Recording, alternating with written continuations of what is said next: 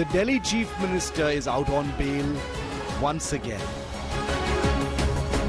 दोस्तों, जेल की दीवारों ने मेरे साहस को 100 गुना ज्यादा बढ़ा दिया है।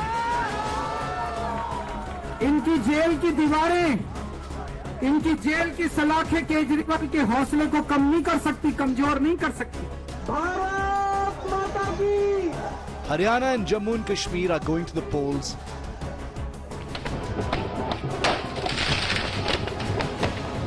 There's an election knocking at the door once again. In less than 6 months, Delhi too will be getting into election mode. He looked tired. The crowd looked jubilant. They all have been waiting for him to be out, free, ready to fight their battle. The court has once again released him with strict instructions. Arvind Kejriwal will have to refrain from public comments on the Liquorgate case. He cannot go to the Chief Minister's office and is barred from signing official files. But he can sign files that are required to be sent to the Lieutenant Governor. And he is required to fully cooperate with the trial court. So he's free to campaign for the Aam Aadmi Party in the elections. And they hope for their fortunes to turn with the return of Muffler Man.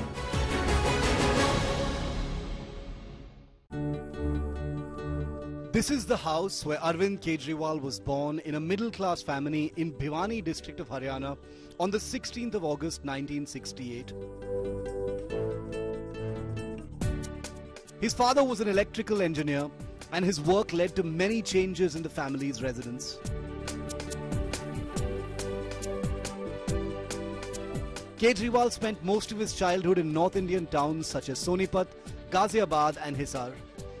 This is the colony where Kejriwal spent more than a decade of his crucial formative years preparing for his academics. कभी कोई हमें पढ़ाई में कोई दिक्कत आती थी, कोई सम सॉल्व नहीं होता था तो उनसे भैया से हम हेल्प लेते थे। एक तो ये बच्चा बहुत शुरू से गंभीर था और पढ़ाई में ज़्यादा ध्यान रहता था। जिस तरह से वो सिंसियरिटी के साथ में, डेडिकेशन के साथ में कॉलेज में अपना पढ़ाई करते थे, उससे लगता था कि एक दिन ये विद्यार्थी जो है निश्चित रूप से अपना भी अपने परिवार का नाम रोशन करेगा। He was one of the brightest students. Civics was one of his best and most favorite subject. I still remember he had so deep knowledge about this subject.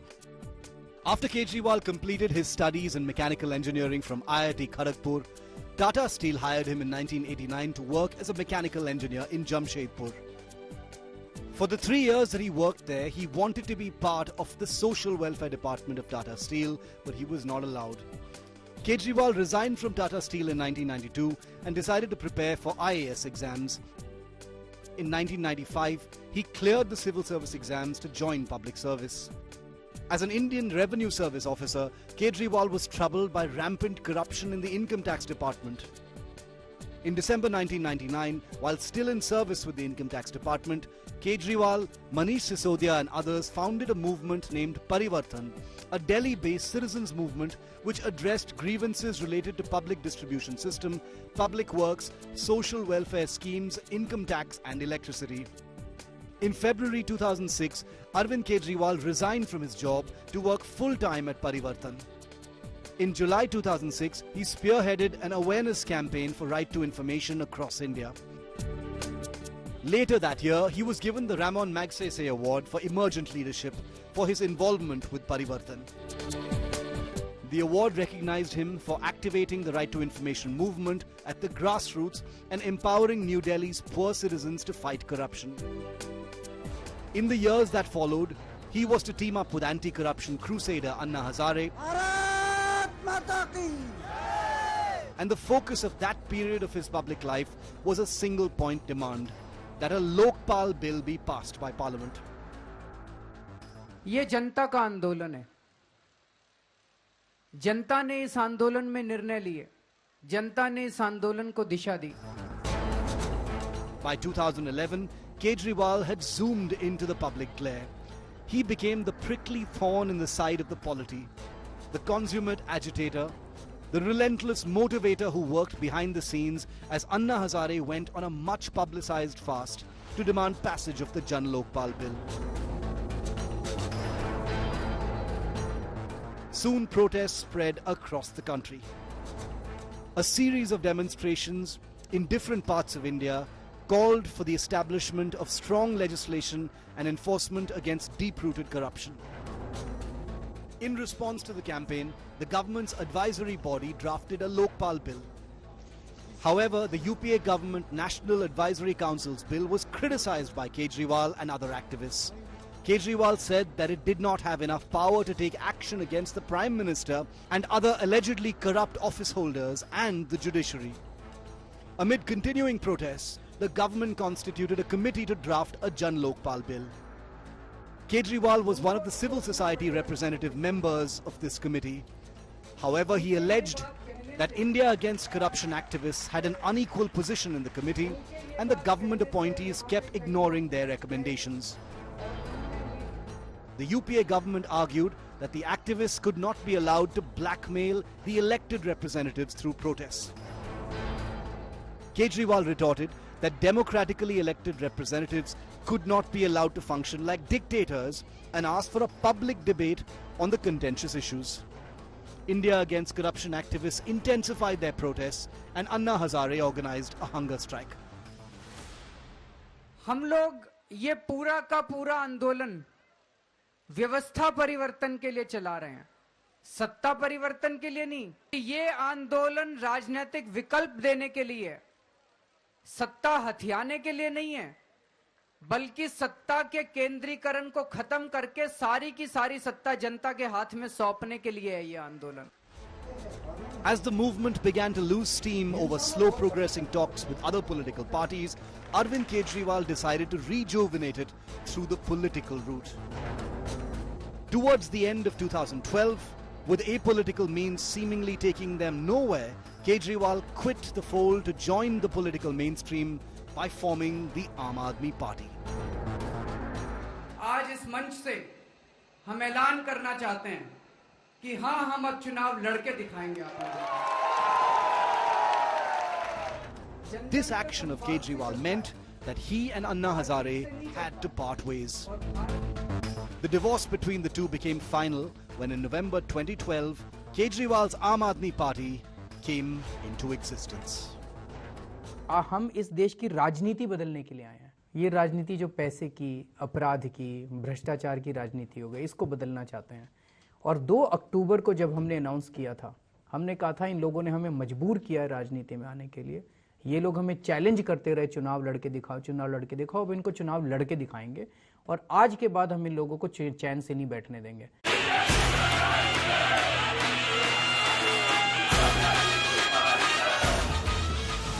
From the shrill, oft-quoted rhetoric of accusing politicians of corruption, Arvind Kejriwal was now a political leader himself. The newborn party started its journey with street protests against the Sheila Dikshit government for allegedly siding with private power distribution companies and against Salman Khurshid for alleged irregularities in his family-run NGO. Within months of forming the party, the Aam Aadmi Party decided to contest the Delhi Legislative Assembly election 2013, with Kejriwal contesting against the incumbent Congress Chief Minister Sheila Dikshit. From day one of the 2013 Delhi election campaign, the Aam Aadmi Party changed the trajectory of the capital's war. It was no longer a bipartite domination between the Congress and the BJP. There emerged a third option, a strong people's favourite, the Aam Aadmi Party.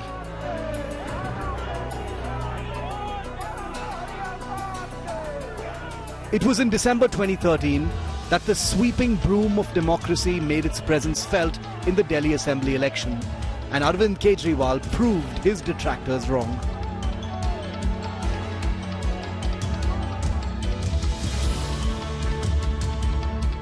Kejriwal defeated Sheila Dikshit, who had been Chief Minister of Delhi for 3 successive terms and became the youngest Chief Minister of India.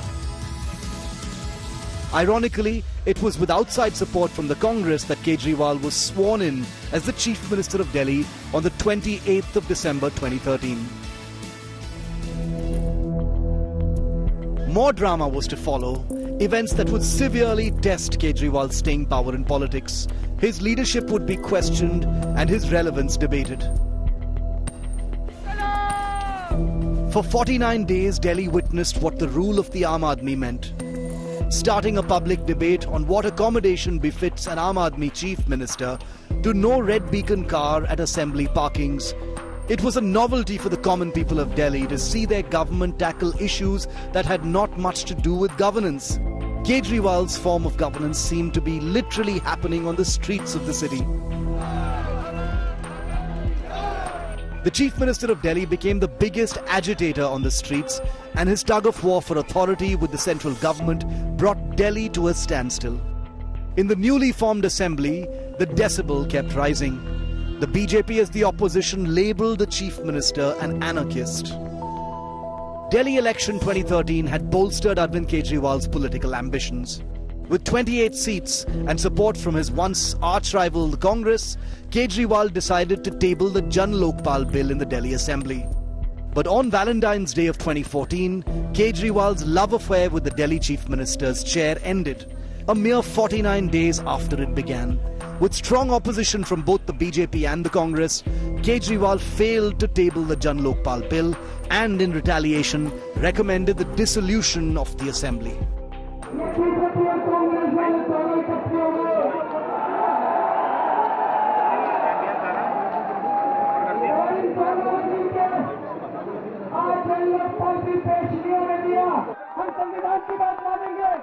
संविधान के लिए मैं जान कुर्बान करने के लिए तैयार हूँ। संविधान के लिए मुख्यमंत्री का पद त्याग देंगे। हमारा जन लोकपाल बिल पूरी तरह से संवैधानिक है। The angry young man of Indian politics reached out beyond the walls of Delhi to make an unsuccessful bid at national politics, only to fall flat on his face. He soon realized his strength was the capital voter, and the foundation for his future rise starts from the Delhi Darbar. The biggest challenge this time around was the BJP and their larger-than-life icon, Prime Minister Narendra Modi. In the initial days of campaigning, the people of Delhi were faced with the choice of Kejriwal, the Chief Minister who ran away in 49 days, and a Modi-type government by the BJP. But then the BJP propped up Kejriwal's old comrade, Kiran Bedi, as the BJP's chief ministerial choice, and the tide began to turn. Kejriwal campaigned not for the Jan Lokpal, but for Bijli, Sadak and Pani, and Delhi came out in hordes to vote him back to power. The Aam Aadmi Party wiped out the Congress from the state and reduced the BJP to a mere 3 seats. Arvind Kejriwal, ईश्वर की शपथ लेता हूँ, ईश्वर की शपथ लेता हूँ. In his second term as Delhi Chief Minister, he started to turn into an astute politician from an activist turned political leader. Soon after the Aam Aadmi Party thundered back to power with its massive mandate, the tug-of-war between Kejriwal and Najib Jung started building up. Kejriwal kept blaming the Lieutenant Governor for every administration and policy failure, be it the strike of administrative officers before the odd-even scheme or the CBI raid on his office. Jung, in turn, left no stone unturned in making the first term of the Aam Aadmi Party in Delhi difficult. After 2 long years of this tug-of-war, the saga of a power tussle between the Aam Aadmi Party and Lieutenant Governor finally ended when Najib Jung suddenly resigned in December 2016. For a political party that started off its legislative history with such a bang, the ensuing years have been a downward slide on the graph. Squandering away the goodwill it had earned in its initial days, the vicious infighting and often very public differences surfaced within the party leadership soon after.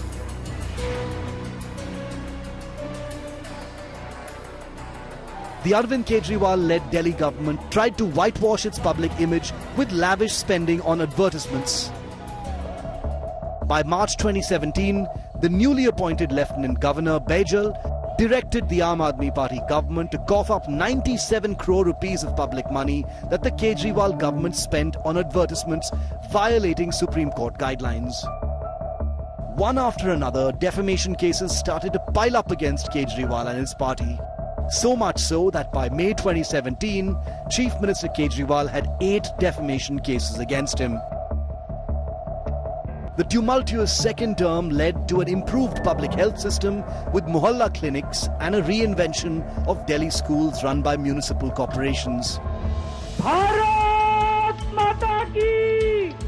And despite the massive Modi wave and degenerating party democracy, Arvind Kejriwal became the chief minister once again in 2020, right before the world was hit by the COVID pandemic. He was now the Satrap of Delhi, with aspirations to spread his wings beyond the Yamuna.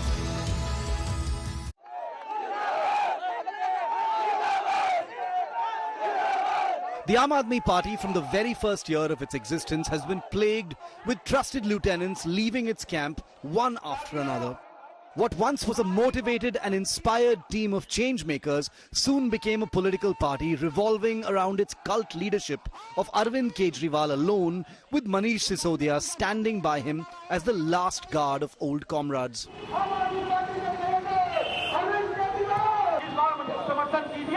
After its first brush with power in Delhi for 49 days, Arvind Kejriwal was bold enough to challenge then Gujarat Chief Minister and an aspirant Prime Ministerial candidate of the Lotus from his Lok Sabha constituency of Varanasi in a direct fight.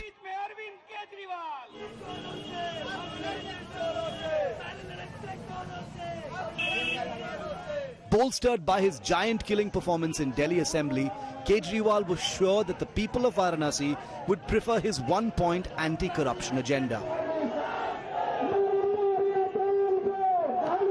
But the Lok Sabha election turned out to be a different ballgame from the battle for the Delhi Assembly. Varanasi is not Delhi, and Arvind Kejriwal was not prepared for the reception he received in Kashi.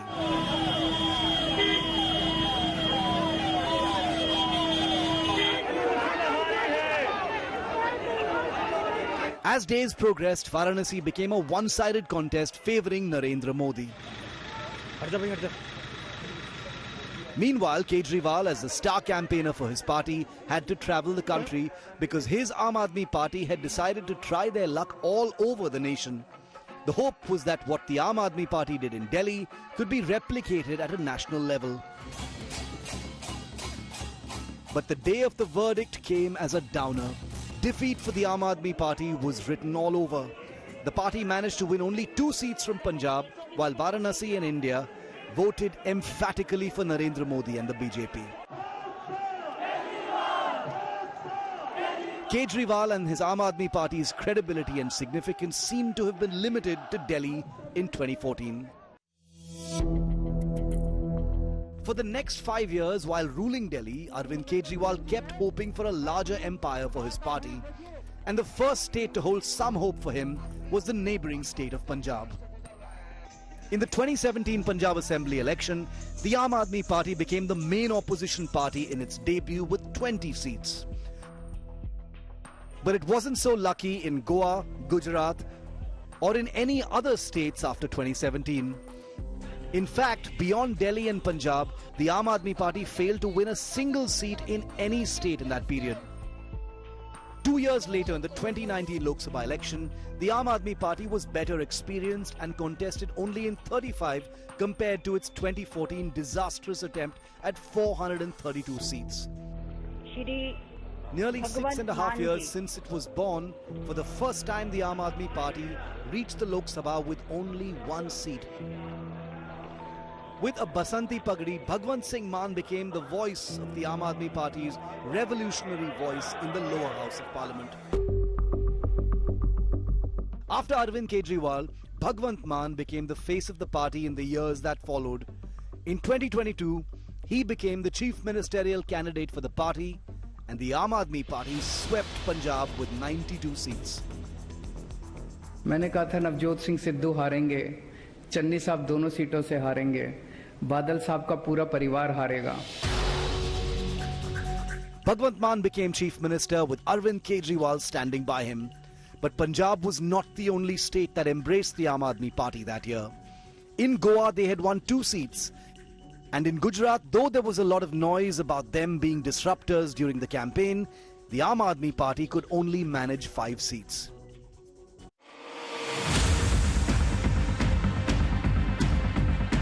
And then 2024 turned out to be an in and out of jail journey for the Delhi Chief Minister.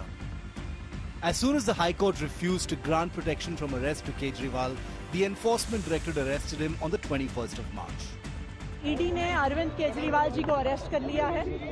ये बिल्कुल साफ था, जितनी भारी संख्या में police आई थी, जितनी भारी संख्या में पैरामिलिट्री फोर्सेस यहाँ पे स्टेशन थे, कि आज ईडी अरविंद केजरीवाल जी को अरेस्ट करने के लिए आ रही है।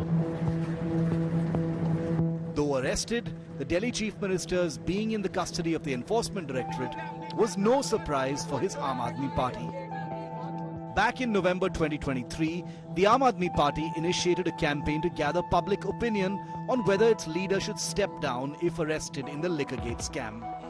With his trusted lieutenants in jail, it was a new opportunity for the party and him.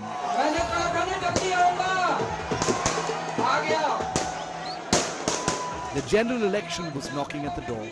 Relentless court battles led to his conditional bail on the 10th of May for campaigning, and he was to return to Tihar on the 1st of June. And he campaigned hard, playing the victim-hero card to boost his party positions. अगर तो आपने कमल का button दबाया, मैं jail चला जाऊंगा, और अगर आपने झाड़ू का बटन दबाया, मेरे को दोबारा नहीं जेल जाना पड़ेगा. On the 2nd of June, he returned to Tihar jail. The results were yet to come out. The party was rocked by the Swati Maliwal assault case at the Chief Minister's residence. When the last vote was counted, the Aam Aadmi Party was not in a happy zone. The party contested in 15 seats and won only 3. Out of 7 Delhi seats, it got elected in none. Then came the release of Manish Sisodia and the scathing remarks of the court. As the Deputy Chief Minister of Delhi and the second in command of the party walked out of jail right before Independence Day on the 9th of August, the Aam Aadmi Party rejoiced. Arvind Kejriwal's hope for bail became stronger. इसी संविधान की ताकत से हमारे प्यारे नेता अरविंद केजरीवाल जी भी बाहर आए हैं. देखो देखो कौन आया. 35 days later, Arvind Kejriwal has been granted bail. Once again, there's an election. Drenched in unusual Delhi rain, he stood as the beacon of hope for his party, his supporters, tainted with corruption charges, fighting against alleged political oppression. He has come a long way. दोस्तों, jail की दीवारों ने मेरे साहस को 100 गुना ज्यादा बढ़ा दिया है. इनकी जेल की दीवारें, इनकी जेल की सलाखें केजरीवाल के हौसले को कम नहीं कर सकती, कमजोर नहीं कर सकती. देखो देखो कौन है. From being the activist, crusader, a novice politician to a hardened statesman or just an ordinary man, he has to write his own story from here on, because in a few months, Delhi will be deciding once again his political fate.